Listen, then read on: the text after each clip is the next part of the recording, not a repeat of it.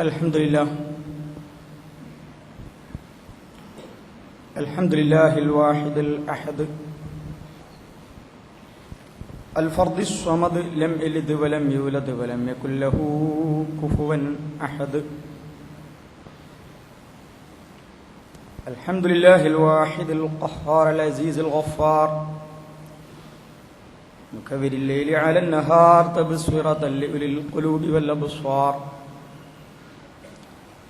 وتذكرة لذوي الألباب والاعتبار وهو القاهر فوق عباده وهو على كل شيء قدير. الحمد لله نحمده ونستعينه ونؤمن به ونتوكل عليه ونعوذ بالله من شرور أنفسنا ومن سيئات أعمالنا. من يهد الله فلا مضل له ومن يضلل فلا هادي له.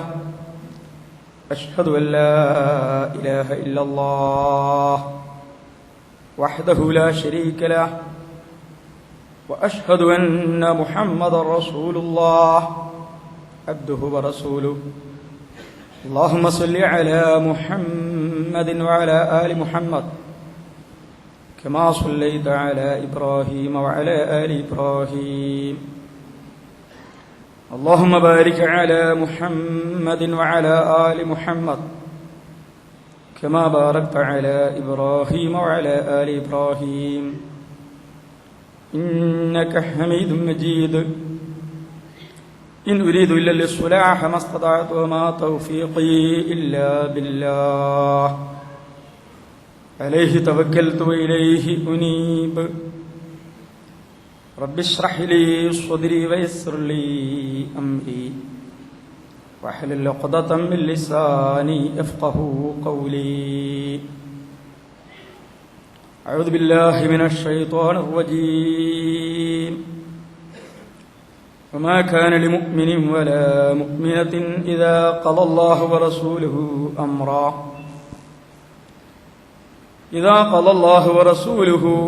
أمرا أن يكون لهم الخيرة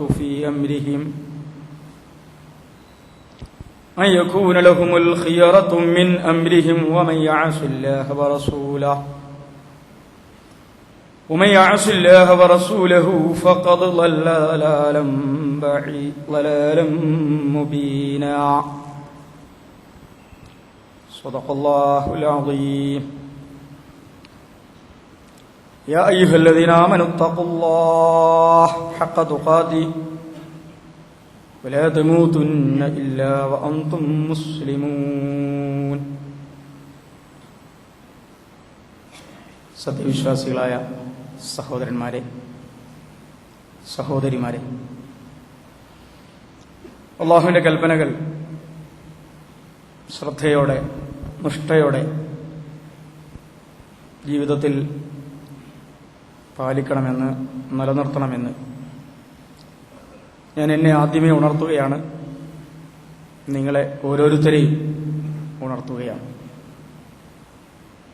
പടച്ച റബ്ബ് സുബ്ഹാനഹു വ തആല മുത്തഖികളായി ജീവിച്ചു മരിക്കുവാൻ നമുക്കെല്ലാവർക്കും തൗഫീഖ് നൽകി അനുഗ്രഹിക്കുമാറാകട്ടെ. ഒടുവിലത്തെ റസൂൽ മുഹമ്മദ് മുസ്തഫ സല്ലല്ലാഹു അലൈഹി വസല്ലമയുടെ ചര്യകൾ, അതാണ് നമ്മുടെ ജീവിതത്തിന്റെ ആധാരമെന്ന് പറയുന്നത്. അലൈക്കും ബിസ്സുന്നത്തി, എന്റെ സുന്നത്ത് നിങ്ങൾ നിലനിർത്തണമെന്നത് റസൂൽ കരീം മുഹമ്മദ് മുസ്തഫ സല്ലല്ലാഹു അലൈഹി വസല്ലമയുടെ വസിയ്യത്തിന്റെ ഭാഗമാണ്. റസൂലിന്റെ സുന്നത്ത് ജീവിതത്തിൽ നിലനിർത്തുവാനും കണിശതയോടെ അതിൽ നിർബന്ധ ബുദ്ധിയോടുകൂടി ജീവിതം ചിട്ടപ്പെടുത്തുവാനും പടച്ചവൻ നമുക്കേവർക്കും തൗഫീഖ് നൽകി അനുഗ്രഹിക്കുമാറാകട്ടെ.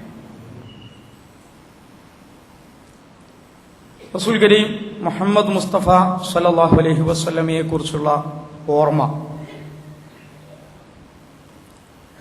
സത്യവിശ്വാസികളുടെ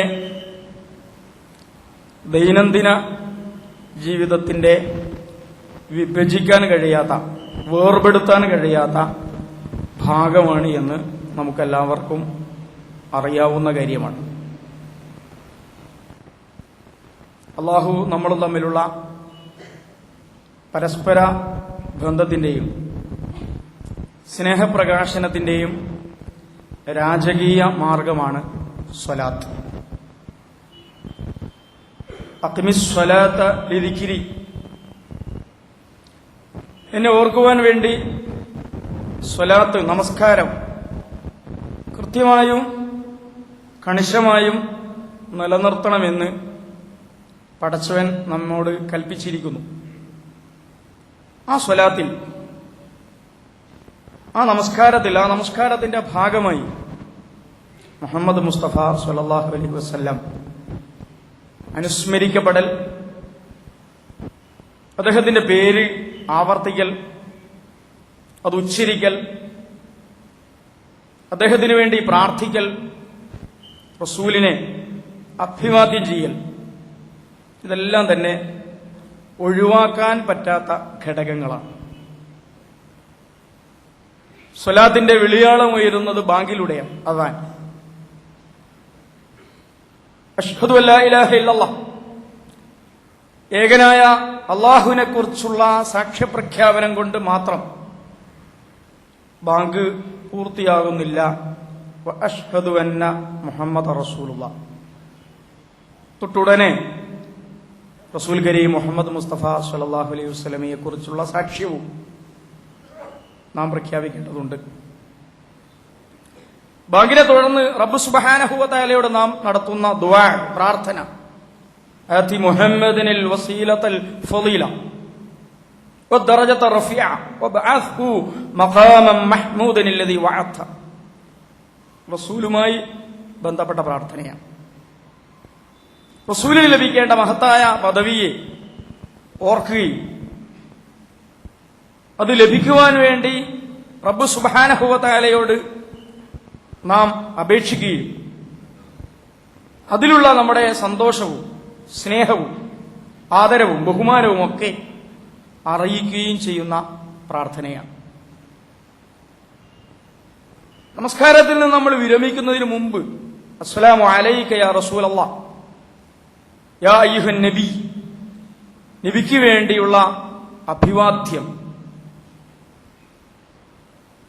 അഷ്ഹദു അന്ന മുഹമ്മദ് റസൂലുള്ളാഹ്, നബിയെക്കുറിച്ചുള്ള സാക്ഷ്യപ്രഖ്യാപനം, ഇതെല്ലാം തന്നെ നമസ്കാരത്തിന്റെ ഉള്ളടക്കമായി റസൂൽ നമ്മെ പഠിപ്പിച്ചതാണ്. അത് നാം അംഗീകരിക്കുന്നു, അത് നാം ആവർത്തിക്കുന്നു.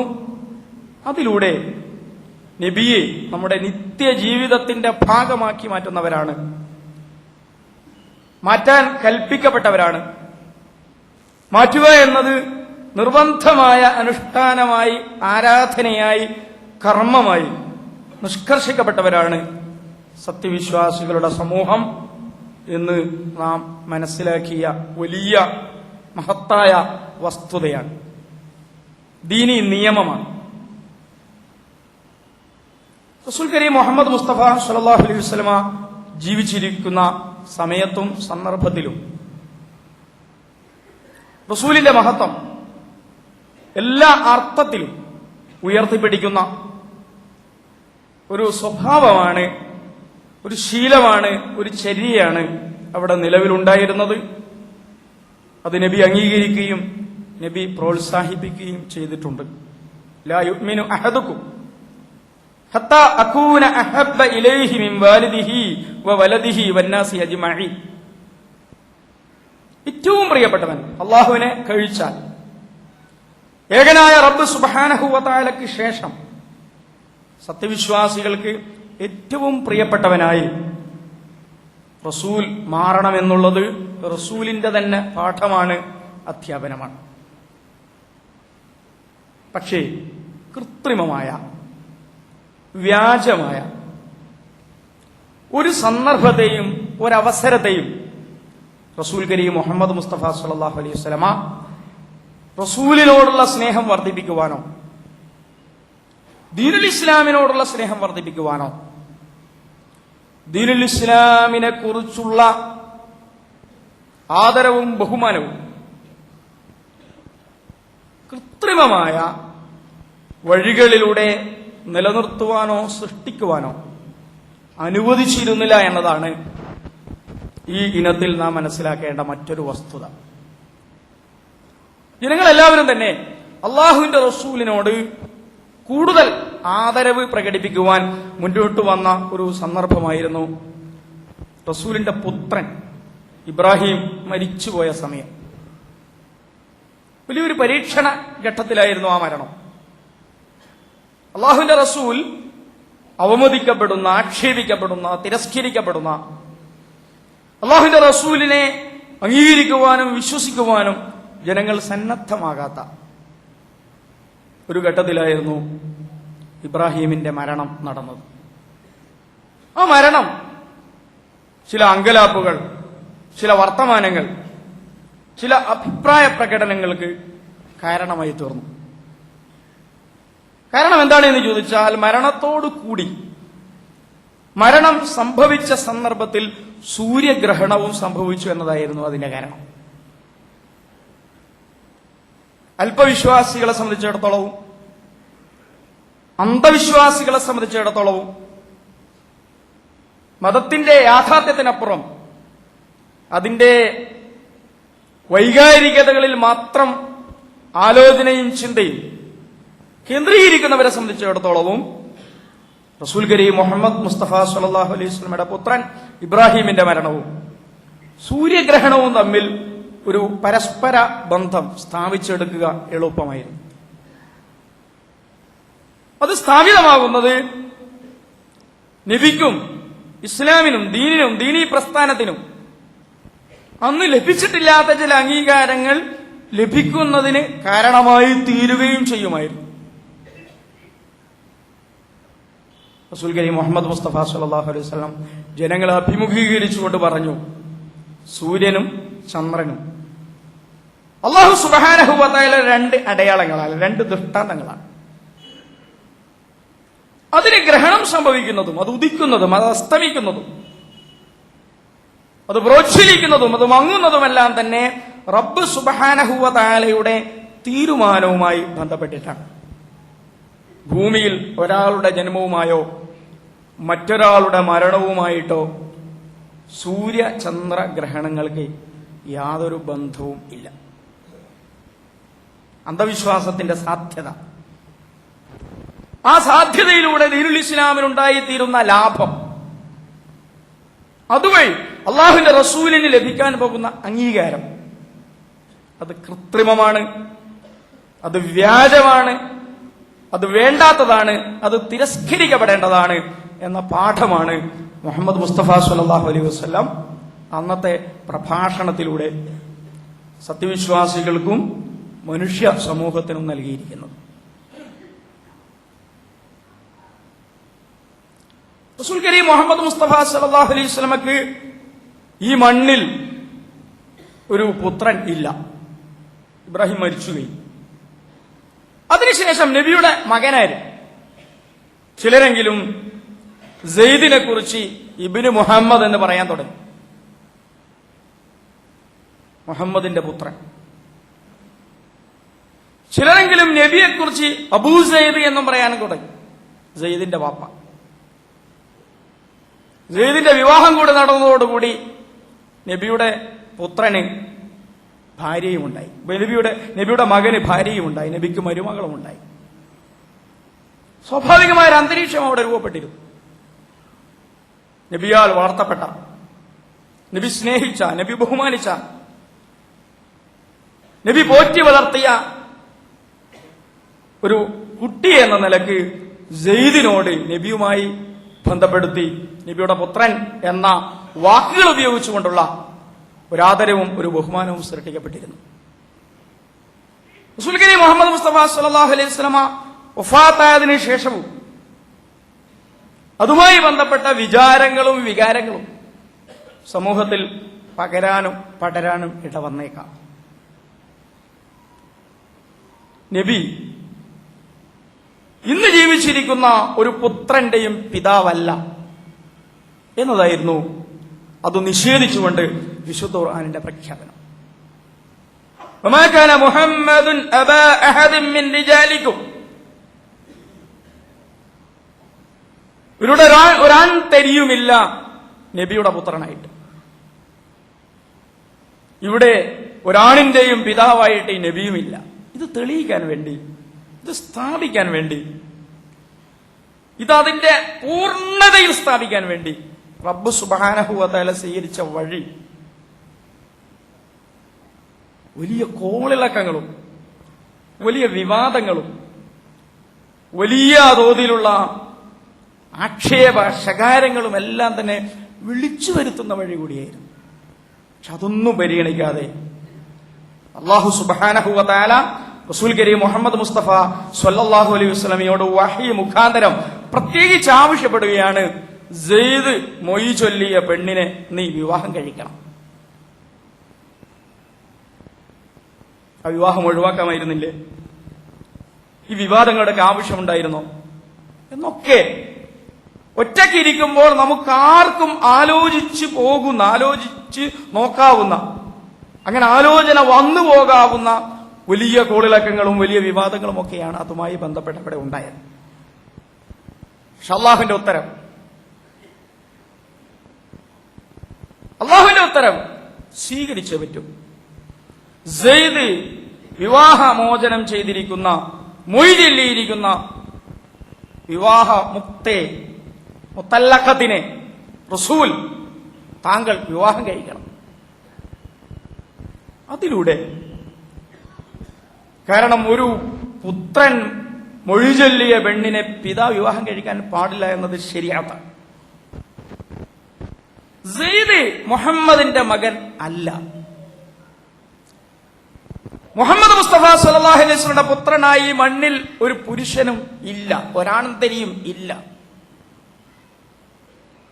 അങ്ങനെ ഒരു അനന്തിരത്വം, അങ്ങനെ ഒരു തുടർച്ച റസൂലുമായി ബന്ധപ്പെട്ട് ബോധത്തിലോ അബോധത്തിലോ അശ്രദ്ധയിലോ അവഗണയിലോ ഒന്നും തന്നെ ആ ബോധം നിലനിൽക്കാൻ പാടുള്ളതല്ല എന്ന കടുത്ത തീരുമാനമാണ്, കണിശമായ തീരുമാനമാണ്, ശക്തമായ തീരുമാനമാണ് റബ്ബ് സുബ്ഹാനഹു വ തആല ആ വിവാഹം നടക്കുന്നതിലൂടെ നടപ്പിലാക്കിയത്.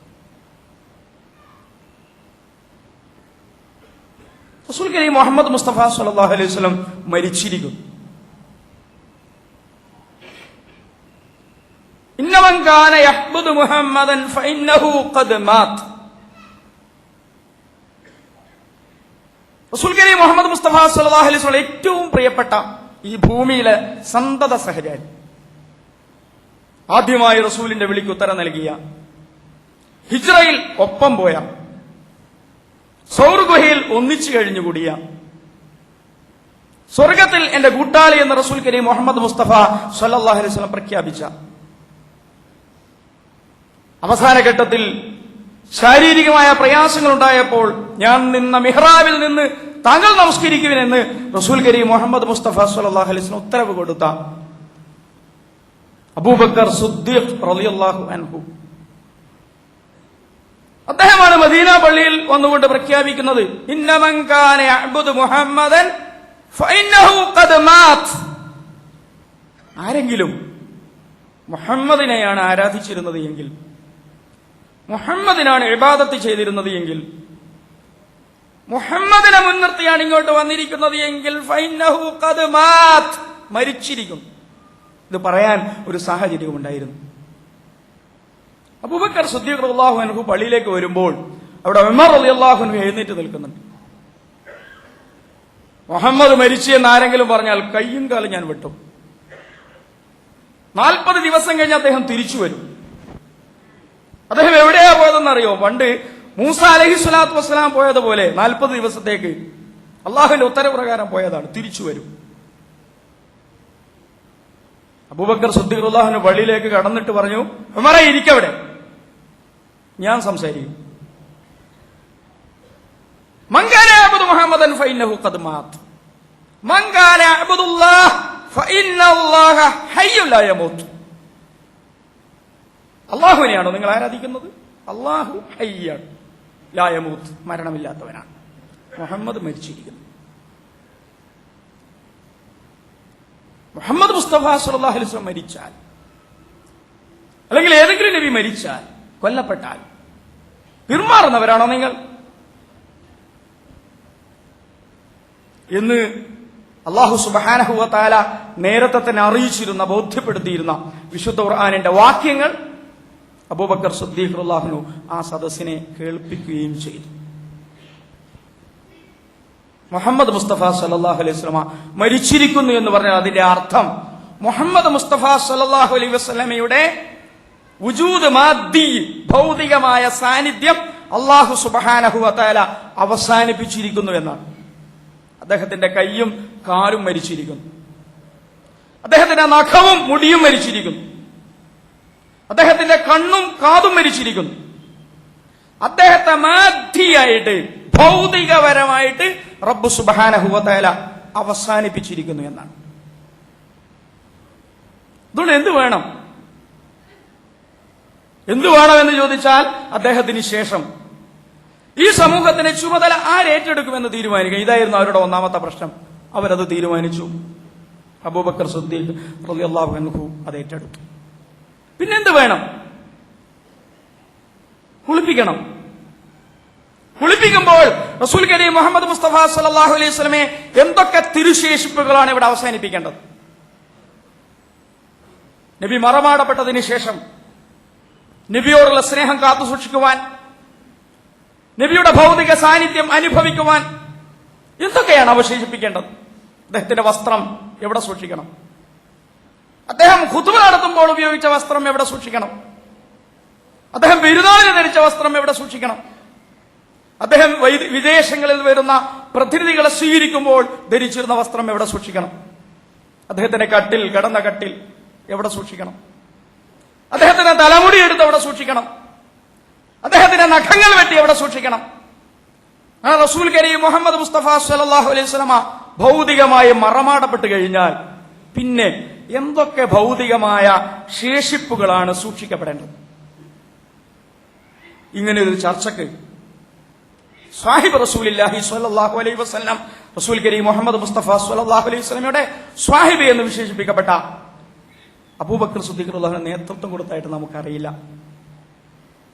കുളിപ്പിച്ചു, കഫൻ ചെയ്തു, മറമാടി, നമസ്കരിച്ചു, മറമാടി. അതിനുശേഷം അബൂബക്കർ സിദ്ദീഖ് റളിയല്ലാഹു അൻഹു, നബിയുടെ ഏറ്റവും പ്രിയപ്പെട്ടവൻ, 2-2.5 വർഷക്കാലം ആ രാജ്യം ഭരിച്ചു. നബിയോടുള്ള വൈകാരിക ബന്ധവും റസൂലിനോടുള്ള സ്നേഹവും റസൂലിന്റെ ആദരവ് വഴി ആ സമൂഹത്തിന്റെ ഐക്യവും ഭദ്രതയും നിലനിർത്തുവാൻ അദ്ദേഹം ഇരുന്ന ഭരണക്കസേരയുടെ മുമ്പിൽ ഒരു ഗ്ലാസിൽ 2-3 മുടിനാര് സൂക്ഷിച്ചിരുന്നുവെങ്കിൽ അതൊരു ഭൗതിക സാന്നിധ്യമാകുമായിരുന്നു. റസൂലിന്റെ ഭൗതിക സാന്നിധ്യവും അതുവഴി റസൂലിനോടുള്ള സ്നേഹാധിക്യവും വർദ്ധിപ്പിക്കുവാനും ഇസ്ലാമിക സമൂഹത്തിന്റെയും ഖിലാഫത്തിന്റെയും ഭദ്രത നിലനിർത്തുവാനും വേണ്ടി അങ്ങനെ ഒരു മുടിനാരിന്റെ സാന്നിധ്യം ചരിത്രത്തിൽ എവിടെയും കാണാനോ കേൾക്കാനോ വായിക്കാനോ നമുക്കറിയില്ല. അബൂബക്കർ സിദ്ദീഖ് റളിയല്ലാഹു അൻഹുവിനേക്കാൾ റസൂലിനെ സ്നേഹിച്ചവൻ മറ്റാരാ? റസൂൽ മരിച്ചുപോയിരിക്കുന്നു എന്ന വാർത്ത 1-ാം ഘട്ടത്തിൽ വിശ്വസിക്കുവാൻ പ്രയാസപ്പെട്ട, റസൂലുമായി ഹൃദയം അഭേദ്യമായി ബന്ധപ്പെട്ട് കിടന്ന ഉമർ ഇബ്നുൽ ഖത്താബ് റളിയല്ലാഹു അൻഹു 10-10.5 വർഷക്കാലം നാട് ഭരിച്ചു. അദ്ദേഹം ചെയ്തത് റസൂൽ കരീം മുഹമ്മദ് മുസ്തഫ സല്ലല്ലാഹു അലൈഹി വസല്ലം ചരിത്ര പ്രസിദ്ധമായ ബൈഅത്തുൽ റിദ്വാൻ ഉടമ്പടിക്ക് നബിയും സഹാബാക്കളും കൂടി നിന്നിരുന്ന ഒരു മരച്ചുവടുണ്ടായിരുന്നു. ആ മരം അന്നും നിലനിൽക്കുകയായിരുന്നു.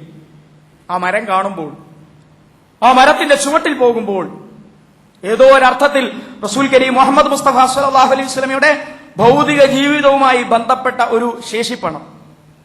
അവിടെ പോകുമ്പോൾ സത്യവിശ്വാസികൾക്ക് പ്രത്യേകമായ ഒരു പെരുമാറ്റവും ഒരു സമീപനവും ഒരു ലോക്യവും ഒരാദരവും ബഹുമാനവും ഒക്കെ വർദ്ധിക്കുന്നുണ്ടോ എന്ന് ഉമർ ഇബ്നുൽ ഖത്താബ് റളിയല്ലാഹു അൻഹുവിന്, ഏത് ഉമറിന്, നബി മരിച്ചു എന്നാരെങ്കിലും പറഞ്ഞാൽ അവന്റെ കയ്യും കാലും ഞാൻ വെട്ടുമെന്ന് ഭീഷണിപ്പെടുത്തിയ റസൂലിനോടുള്ള സ്നേഹത്തിന്റെ ജീവൽ രൂപമായ ശക്തമായ രൂപമായ ഉമർ റളിയല്ലാഹു അൻഹു അത് കണ്ടപ്പോൾ തന്റെ വാളൂരി ആ മരം വെട്ടിക്കളയാനാണ് തോന്നിയത്.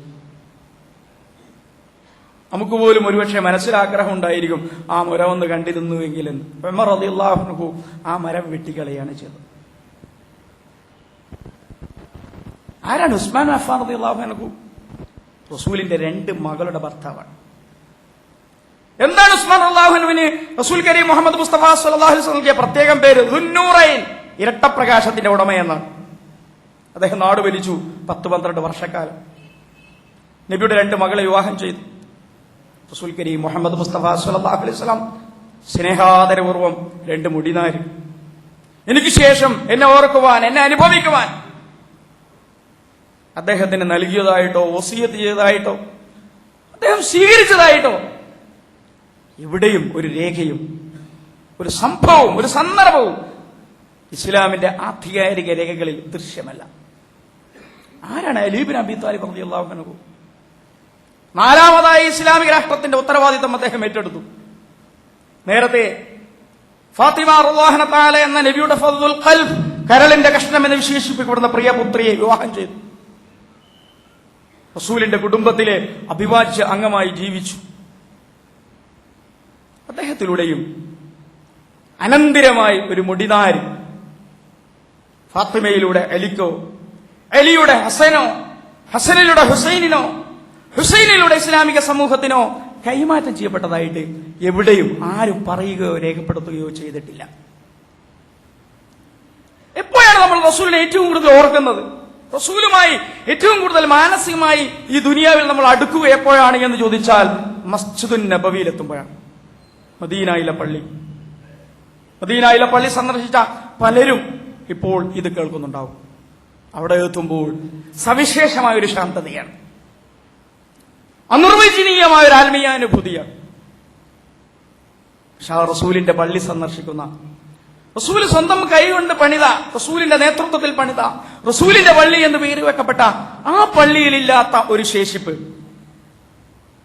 ആ പള്ളിയിലില്ലാത്ത റസൂലിന്റെ ഒരു ഭൗതികമായ ബാക്കി പത്രം ലോകത്ത് എവിടെ ഉണ്ടായാലും ശരി, അത് കൃത്രിമമാണ്, അത് വ്യാജമാണ്, അത് കഷ്ണം വെക്കപ്പെട്ടതാണ്, അശ്വരില്ലാത്തതാണ്, യാഥാർത്ഥ്യമുള്ളതല്ല.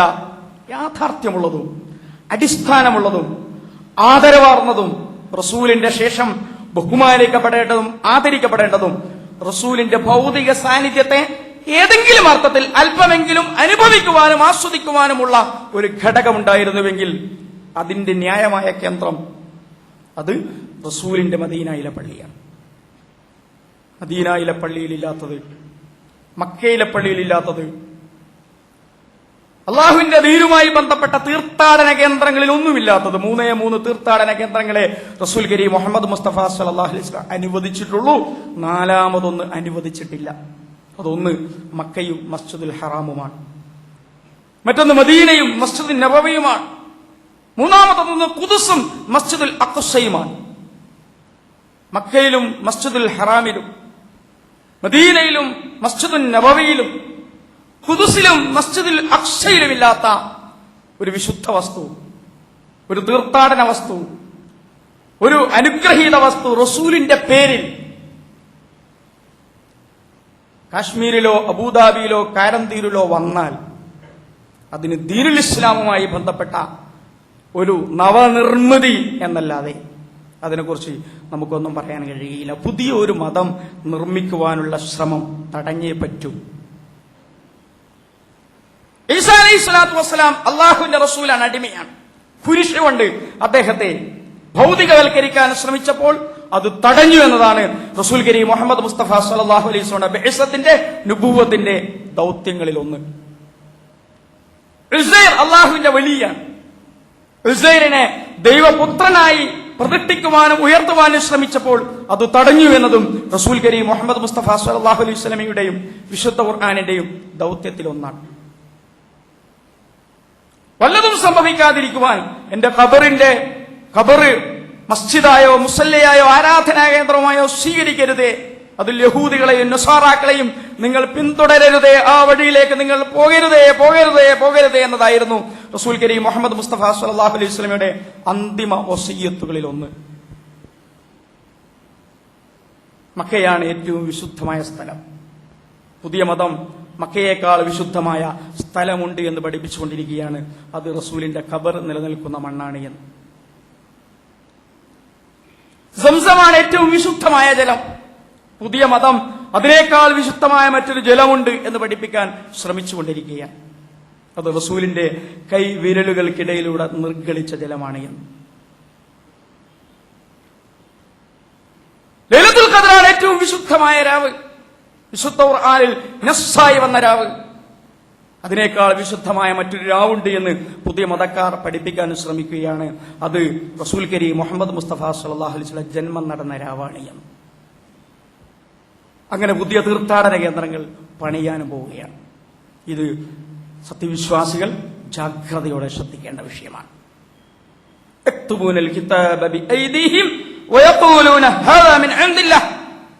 അല്ലാഹു തൗറാത്ത് നൽകിയ, ഇഞ്ചീൽ നൽകിയ ജനങ്ങൾ സ്വയംകൃതമായി പലതും എഴുതിയുണ്ടാക്കി അതിനെ ദീനാണ് എന്ന് പറഞ്ഞ കാര്യം താക്കീതോടുകൂടി ഖുർആൻ നമ്മെ ഓർമ്മിപ്പിച്ചിട്ടുണ്ട്. അള്ളാഹുവിന്റെ റസൂലിന്റെ വചനങ്ങൾ, അള്ളാഹുവിന്റെ വചനങ്ങൾ, തൗറാത്തിന്റെ വചനങ്ങൾ, ഇഞ്ചീലിന്റെ വചനങ്ങൾ ദുർവ്യാഖ്യാനം ചെയ്യുന്ന, ഭേദഗതി ചെയ്യുന്ന, സ്ഥലം മാറ്റി വ്യാഖ്യാനിക്കുന്ന ദുഷ്പ്രവണതയെക്കുറിച്ച് അത് യഹൂദികളുടെയും നസാറാക്കളുടെയും ദുശ്ചെയ്തിയാണ് എന്ന് വിശുദ്ധ ഖുർആൻ മുന്നറിയിപ്പ് നൽകിയിട്ടുണ്ട്. യഹൂദി നസാറ ശൈലിയിൽ അള്ളാഹുവിന്റെയും റസൂലിന്റെയും അവർ പഠിപ്പിച്ച നേരായ വഴിയിൽ നിന്ന് വഴിതെറ്റുന്ന പുതിയ ഒരു മതസമീപനം, ഒരാത്മീയ സമീപനം ആര് തന്നെ സൃഷ്ടിക്കുവാൻ ശ്രമിച്ചാലും അള്ളാഹുവിന് വേണ്ടി, അള്ളാഹുവിന്റെ ദീനിന് വേണ്ടി നമുക്കത് തിരുത്തിയേ പറ്റൂ. തറക്തു ഫീക്കും അംറൈൻ ലം തളില്ലു മാ തമസ്സക്തും ബിഹിമാ കിതാബുല്ലാഹി വസുന്നത്തു റസൂലിഹി. രണ്ട് ശേഷിപ്പുകളെ റസൂല് അവശേഷിപ്പിച്ചിട്ടുള്ളൂ. ഒന്ന് ഖുർആനാണ്, മറ്റൊന്ന് സുന്നത്താണ്. ആ വഴിയിൽ നമുക്ക് മുന്നോട്ട് പോകേണ്ടതുണ്ട്. അല്ലാഹു സുബ്ഹാനഹു വ തആല നാം ഏവരെയും അനുഗ്രഹിക്കുമാറാകട്ടെ. വഅഖൂലു ഖൗലി ഹാദാ വഅസ്തഗ്ഫിറുല്ലാഹി ലി വലക്കും വലിജമീഇൽ മുഅ്മിനീന വൽ മുഅ്മിനാത്ത് ഇന്നഹു വൽ ഗഫൂറുർ റഹീം. അൽഹംദുലില്ലാഹ് അഊദു ബില്ലാഹി മിനശ് ശൈത്വാനിർ റജീം. ഇന്നല്ലാഹ വമലായികതുഹു യുസല്ലൂന അലൻ നബി യാ അയ്യുഹല്ലദീന ആമനൂ സ്വല്ലു അലൈഹി വസല്ലിമൂ തസ്ലീമാ. اللهم صل على محمد وعلى آل محمد. أما بعد فإن خير الحديث كتاب الله وخير الهدي هدي محمد مصطفى صلى الله عليه وسلم. اتقوا الله حق تقاته ولا تموتن إلا وأنتم مسلمون. أعوذ بالله من الشيطان الرجيم. بسم الله الرحمن الرحيم. إذا جاء نصر الله والفتح ورأيت الناس يدخلون في دين الله أفواجا فسبح بحمد ربهم واستغفر إنه كان توابا. اللهم أعز الإسلام والمسلمين وأذل الشرك والمشركين ودمر أعداءك وأعداء الدين. اللهم ربنا اغفر لنا ذنوبنا وكفر عنا سيئاتنا وتوفنا مع الأبرار. اللهم اغفر للمؤمنين والمؤمنات والمسلمين والمسلمات الأحياء منهم والأموات إنك مجيب الدعوات يا قاضي الحاجات. اللهم ربنا آتنا في الدنيا حسنة وفي الآخرة حسنة وقنا عذاب النار. ربنا تقبل منا إنك أنت السميع العليم وتب علينا إنك أنت التواب الرحيم. ونصلي على محمد المصطفى صلى الله عليه وسلم وعلى آله وأصحابه أجمعين. يا أيها الذين آمنوا اتقوا الله حق تقاته ولا تموتن إلا وأنتم مسلمون. وآخر دعوانا أن الحمد لله رب العالمين.